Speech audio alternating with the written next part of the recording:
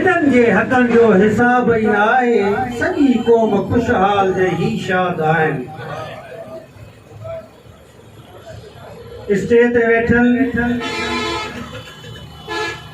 मोहतरम साईं इकबाल हुसैन मेमण साहिब, ज़िले राबता सेक्रेटरी सिंधियत बी संगत ज़िलो नौशहरा फिरोज मोहतरम साईं सुभान सोस जदोई,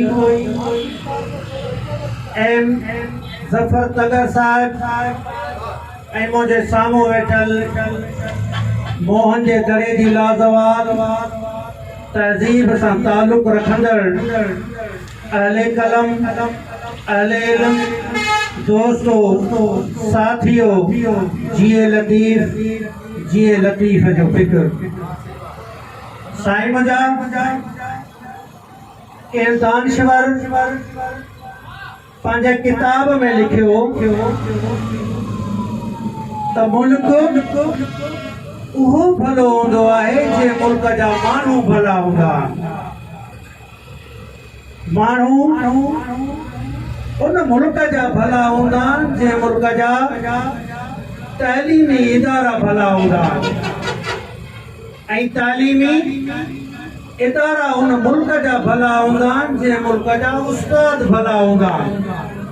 छाकाणि त उस्ताद इज्जत ऐं अज़मत जा ओञाण रहिया आहिनि।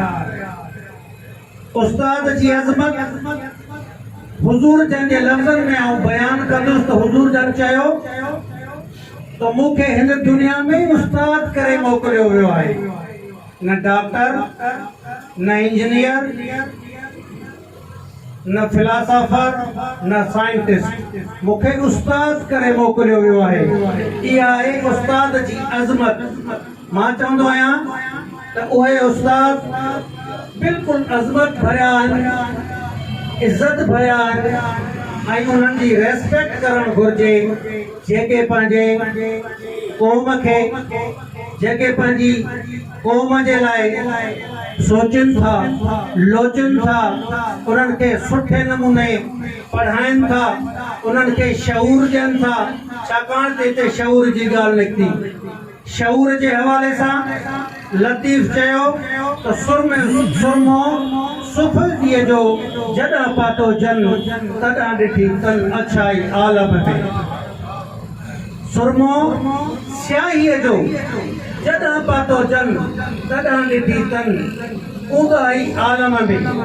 इहा हक़ीक़त आहे त उस्ताद नालो आहे शऊर जो, ऐं जिन वटि शऊर हूंदो आहे उन्हनि जा शागिर्द बि शऊर याफ़्ता हूंदा आहिनि। असां वटि मोहतरम साईं मोहम्मद इकबाल मेमण साहब उस्ताद आहे, ऐं उन जे शागिर्दनि मां ई मूं अंदाज़ो लॻायो त साईं केतिरो अज़मत भरियो ऐं केतिरो अज़ीम इंसान ऐं अज़ीम उस्ताद आहे। उन खां अलावा साईं शाइर बि आहे। उस्ताद बुखारी पंहिंजी तक़रीर में चयो मोरे जे अंदरि त शाइर क़ौम जी अखि मिसल हूंदा आहिनि। छाकाणि त जॾहिं जिस्म जे कंहिं बि उज़्व में जेकॾहिं का तकलीफ़ ईंदी आहे त सभ खां पहिरियां अखि ई गोड़ आगाड़ींदी आहे। इन जे करे शाइर क़ौम जी अखि हूंदा आहिनि। जॾहिं बि क़ौम खे तकलीफ़ ईंदी आहे, जॾहिं बि कंहिं क़ौम खे को दर्द रसंदो आहे त सभ खां पहिरियां शाइर ई लुचंदा आहिनि। ईअं जीअं उस्ताद बुखारी चयो त गुरू छो क़बर खां वठूं छो रुॻो खे पिनण खां, छिनण में मज़ो थो अचे, वञनि लाइ वतन जे हदुनि लाइ मञूं था, विढ़ण में मज़ो थो अचे। या पुरज़ा पुरज़ा ज़िंदगी ॿेड़ियां थो पियो।